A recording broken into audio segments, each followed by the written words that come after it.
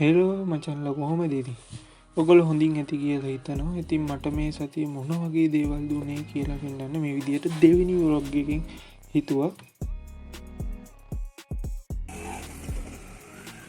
දේවාලයට ගියා අම්මලත් එක්ක. ඉතින් බලන්නකෝ. ඉතින් කොහොම යද්දී පොඩ්ඩක් විතර කළුවරු වුණා.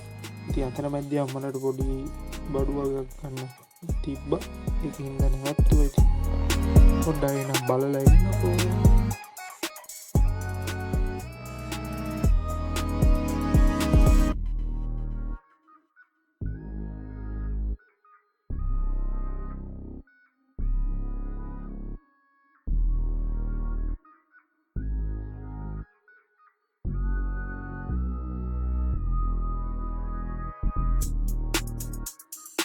ඉතින් ඔන්න ඒ විදියට පොඩ්ඩක් අම්මට උදව් වුණා. ඉතින් සමන් පිච්ච වලට පොඩි කොටුවක් වගේ එකක් හදාගන්න.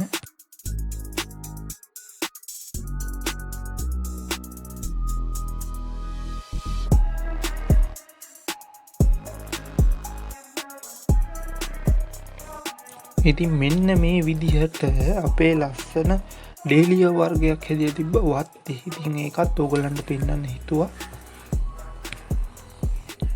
ඉතින් ඔන්න ඔය වගේ තමයි මේ සතියේ වුණ ලස්සන ටිකක්. ඉතින් එහෙනම් අදට වීඩියෝ එක මේ විදිහට නවත්තනවා. සබ්ස්ක්‍රයිබ් කරලා නැති යාළුවෝ සබ්ස්ක්‍රයිබ් කරලා channel එකට සෙට් වෙන්න.